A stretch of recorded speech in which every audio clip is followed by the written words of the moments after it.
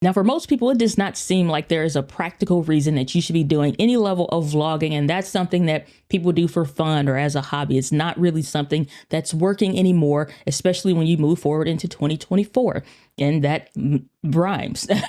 But the cool thing is that if you are a content creating entrepreneur, you're making money from your content for the use of your business. Vlogging should play a much bigger part in your content strategy for 2024 and beyond. And it's three main concepts that I want to dive into in this week's episode of the podcast. Let's dive into it.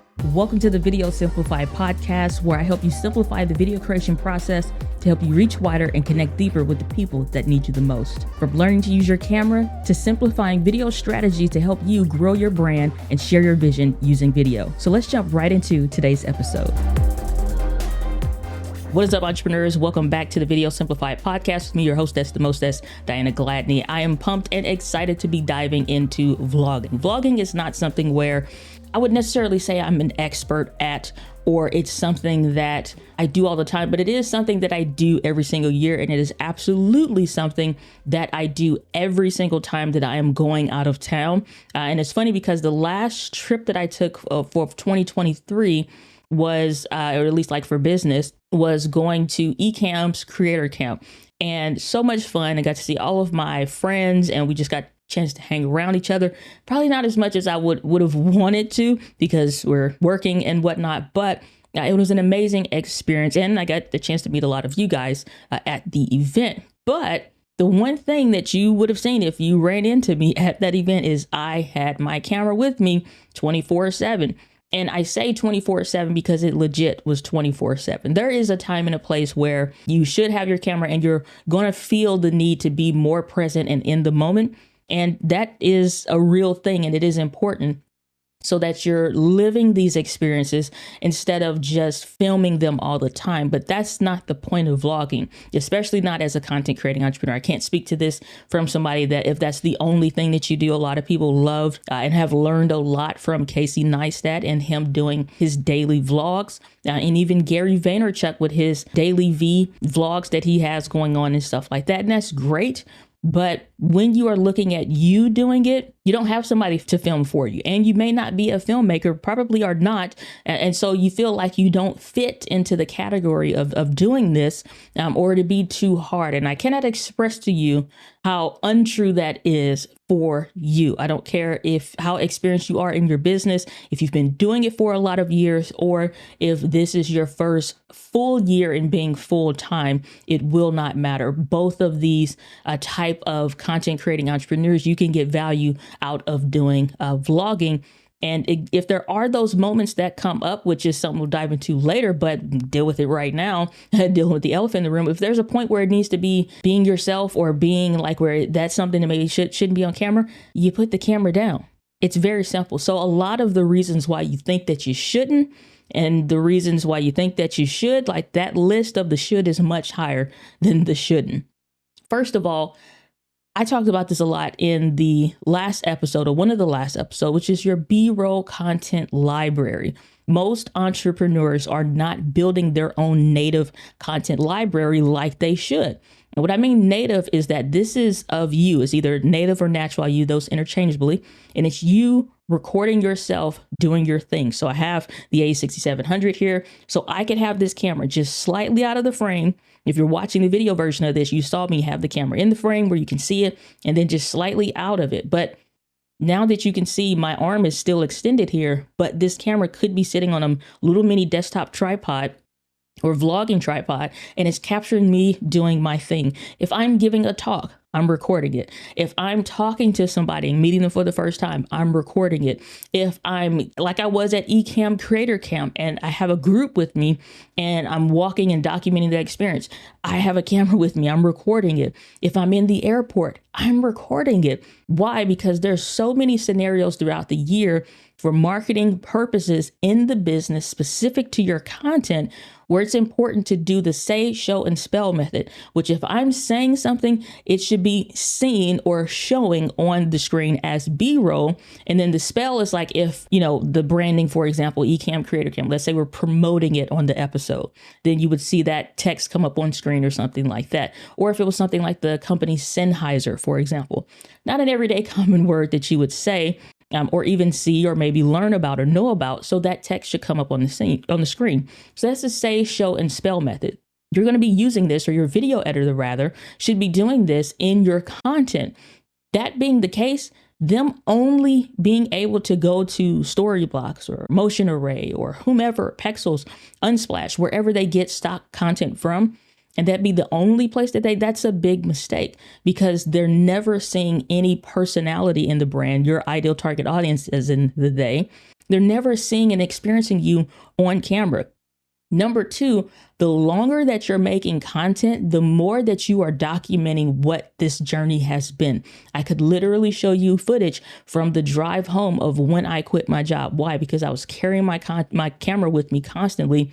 And I just so happened to have it on that day. It was not planned, but it was something that I had it with me for the third point that we'll get into. The other thing is that I can also show you the journey. What if your business exploded in the way that you imagine, that you dream about, that you hope for? What if that happened?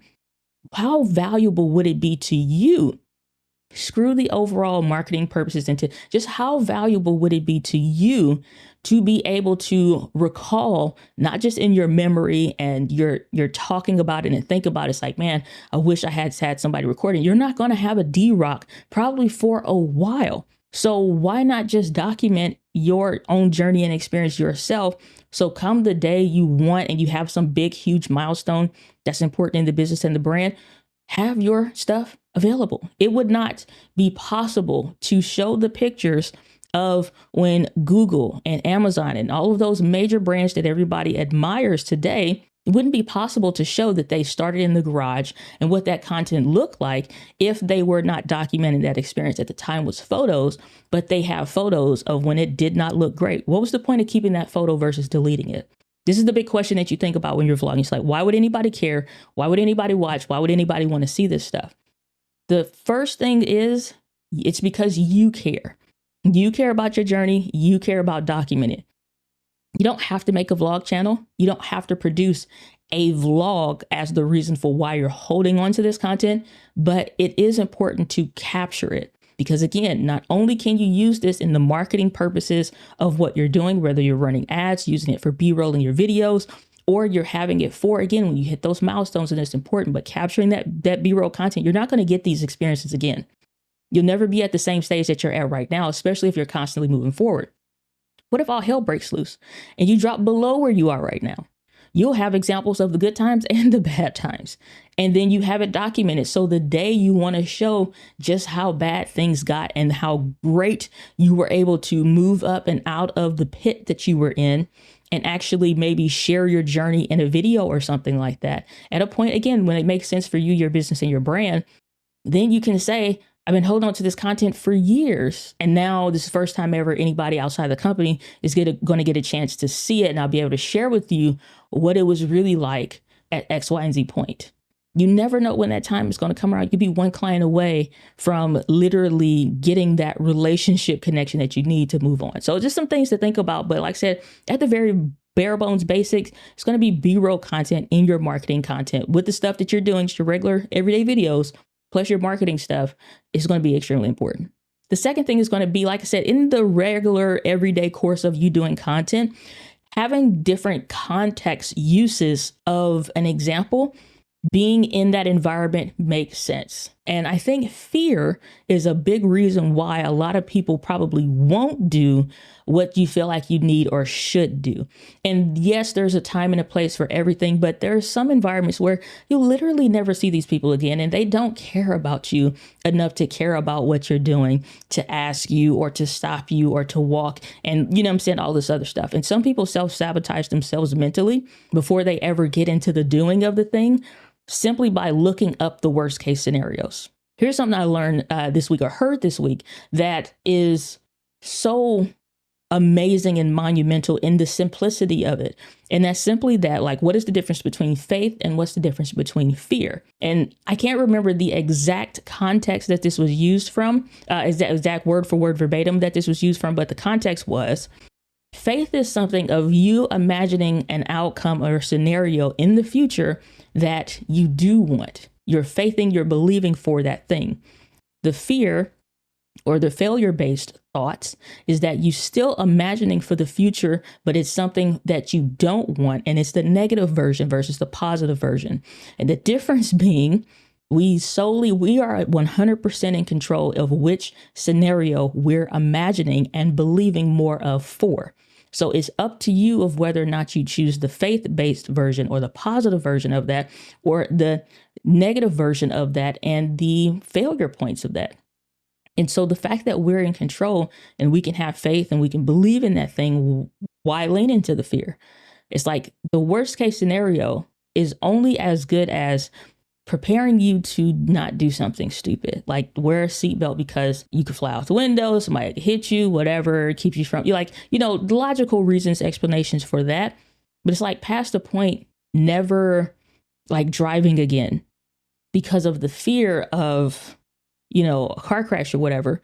Like, I get it, but at the same time, it's like you have to move past it. To that point, there is maybe for a small subset of people where you have had a negative experience that you're replaying in your mind as to the reason why you wouldn't take your camera and do something like that. You wouldn't take it and like record and stuff, or you're super self-conscious about the people around you. And you may have had a small experience or something similar to where somebody said something to you and it made you feel some type of way. And your body is physically responding to what you're mentally thinking about in that moment. Let it go. Let it go. In that same respect to the faith and fear concept, you can either choose to hold on to that memory or let it go. And there are some memories that the less you think about it, the further and further you get away from it. Right? It's like the whole concept of like the people that you're around, you remember, but it's like out of sight, out of mind. So put it out of mind. You're never going to see that scenario again, except for in your mind. So just put it away. It's like, it's not important to think about. So lean into the faith aspect of that. But the fact that you can have different concepts in what you're doing is way more valuable than the possibility of if somebody asked you or said, you can't record here or whatever. So pick some place where it's public. Then you don't have that issue. Or it's like, well, what if somebody doesn't want to be recorded? Well, don't walk in front of a camera. This is a known thing, like with news. And here's the other thing. Content, videos, YouTube, that stuff is not weird anymore. It's not uncommon. You may not see as many people as you do in your daily life, but so what? Like, you don't need social proof of people doing it in order to know that it's real. Like, we don't necessarily need to see every other person with their phone on speakerphone talking out loud to know like that everybody hates that. You know what I'm saying? Like, we don't need to see that every day to know that that's a thing. It exists. You know what I'm saying? So same rules apply here. But this concept that you can take your content or your camera, make content in the environment. So if you're a speaker, you're writing books, you're doing anything, take your stuff and take it with you. Your stuff is in your camera gear and take it with you. Record, document. So if you're talking about before you get on stage, let's say you get nervous jitters or whatever. It was one scenario, for example, at Social Media Marketing World 2023. So this year. The freaking green mile is what I call the hallway that you have to get down to. In my room, I think it was like one of the farthest rooms at that point on that side. And I'm just like, golly. And my legs were cramping up, literally.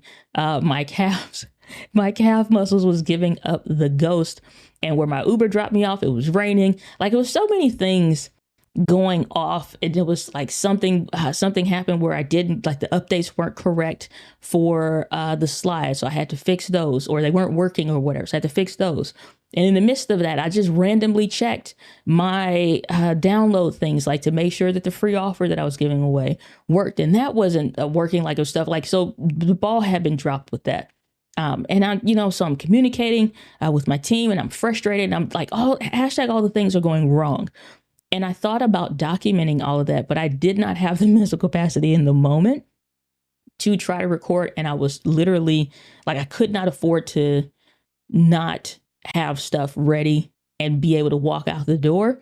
So adding in something extra like the camera, and I don't think I had the GoPro at the time, or at least I didn't have it with me. I don't think that I did. But again, that was a situation where my anxiety was too high. I was trying to spin too many plates at once by myself. And like, I just couldn't. 100% I couldn't. Those scenarios, I understand. But those honestly would be the best times to document what you're doing. And just letting the camera roll. So that's why I said like the GoPro would have been best instead of my camera, so that I'm not worrying about settings and stuff like that. But I literally had no time down to the wire to think about that. And I just wasn't even thinking about, so stressed out. But those are some of the best times to capture. Like, imagine this whole time me telling you this, I could have just played the clip. That's way more valuable to your viewing experience, to the story, to how my brand plays a part in helping you to simplify the video creation, to help you reach wider and connect deeper with the people that need you the most. How much more valuable would it have been to have had that available? Extremely. But unfortunately, I stressed out, I wigged out, and I didn't record it. But doing stuff in that environment, in those scenarios, make the situation at the end of it that much more valuable. But I have all other kind of talks where stuff kind of didn't go right, but I have that vlog footage from it that I could pull from that catalog. Why? Because we have a B-roll library of natural content, natural B-roll that I record wherever I am, whatever I'm doing, and anytime that I'm doing stuff. So finally getting ready to do the audiobook for my book, The One Right Video. It's got a stack of books over here, but I can not only show you the physical copy of the book, I'll have example of me recording the audiobook on camera. So if I want to use that for whatever in the marketing aspect of it, I have access to that because I recorded it. And so you can use that stuff again, plays off the first thing, goes into the B-roll library, and you see how this wheel is turning. Let's move into the third thing. This is one of the biggest points here, and that is going to be learning to use your camera off of the tripod.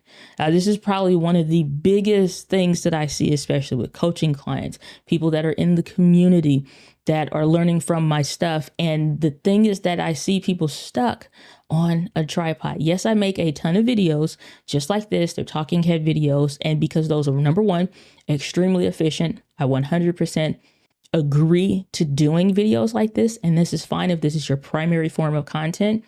But I also am not scared, afraid, or nervous about taking my camera off the tripod and recording it and using it in any other scenario. It was one of the live streams that Doc Rock does on his YouTube channel. And he's the community manager for Ecamm Live, if you're not familiar. And so Doc's great friend of mine, is a brother. And was showing up in the chat, and he was sharing how, for whatever reason, I had just popped in, and he was like, oh, perfect timing. And he was sharing with his community how I always have my camera with me. And if I'm recording a talk, or if I'm giving a talk, I'm recording it myself. I'm recording it. If you look back here, if you're watching the video version of this, you'll see a monopod that I recently invested in. Why? Because in February 2024, I'll be speaking at Social Media Marketing World again, albeit without all of the hoopla that happened last year, but it didn't stop the show, and it wound up being an amazing talk, and it went perfect. It went great. But like I was saying, my calf muscle was good, so I had the Whitney Houston lip sweat. But I just made a joke about when I got on stage, like, you see me doing the deacon pat of the lip and Whitney Houston lip sweat, and so just make a joke about it. But so it wasn't a big enough deal like that. But godly was I pressed to the wire time frame wise. But something that I did with my team was a debrief. What went right? What went wrong? What could have gone better? What are some things we would hope to see? And so one of those things was, instead of like when I have my friends and those that are other content creators around that are there afterwards when I'm doing Q&A in the hallway, what we found is that it's like it would be more valuable to still have my camera rolling the whole time, at least getting that static shot. And so I'm like, hey, cool, we'll make sure we have a monopod as well as some other tools ready to go by the next talk that I give, where I know I'd have to do Q&A in the hallway or whatever. So that's the case. So we got that. Why? Because I am not uncomfortable using my camera outside of my most comfortable environment, being the home office. The fact that most people are afraid to do that, they're nervous. You got the exposure triangle, shutter speed, aperture, ISO, you have your frame rate, you have all these different things. It is not as nerve-wracking and frustrating in real life as it may be in your mind yourself. And here's the kicker, secret sauce here, pro tip, put your camera in auto mode or intelligent auto mode. Set your buttons like I have mine set up in the video that you will be seeing. I'll link to it down in the description once it's available on how I set my cameras up so I can switch from vlogging to video podcasting, live streaming, making videos like this. Like I can switch into any of those environments and it's not stressful for me. But I set a button that's the trash can button on the back of the camera so that any point I can reach down underneath the wheel, just hit the trash can icon, and that will lock any of the automatic settings that I have. So if the brightness looks good on camera, but it's in automatic, so it's subject to change, you lock it so it doesn't change. If the white balance of how warm or how cool the image looks can be locked, which it can on certain cameras, then, well, yeah, it can be locked on some. It just depends. It just depends. That's another gripe for another day. But so you lock the white balance, or let's just say you set it. You see what the number is and you just set it to where it looks decent. To a point, you can fix it in post, but don't rely on fixing it in post. But for the most part, most cameras, I don't care who it is, they do a good job with this. But I have a button, another button, where it's the down directional button. I can press it and lock it. So there are times where I'm having to move faster than I have time to play around with the camera settings. Even knowing what I know about video, I'll put the camera in intelligent auto and I'll lock the white balance and I'll lock the exposure. So whatever the settings are at, I'm like, that looks great. Stay right there. You can do the same thing on your stuff. I don't like using a smartphone, even though you can pull that out. You almost always have that with you. I'd rather use a GoPro where I get slightly more customization options, wider angle, whatever, smaller package. And I have my phone with me. So if I have calls or I'm on an app or whatever I'm doing, I can still document. So I like to have a dedicated camera. But if you're using your existing mirrorless camera, put that puppy in the intelligent auto, lock those settings with 2-button customizations, and you're good to go. Because getting more comfortable with using your camera off of the tripod, again, is way more valuable for you to have it with you. Make a mistake where it don't look right. You can't go wrong. Go listen to the episode that I did on you making B-roll content for your business. You cannot mess this up. I don't care what it looks like. I promise you there's a way. And I talked about it in that episode that you can use it. It's nothing lost with content.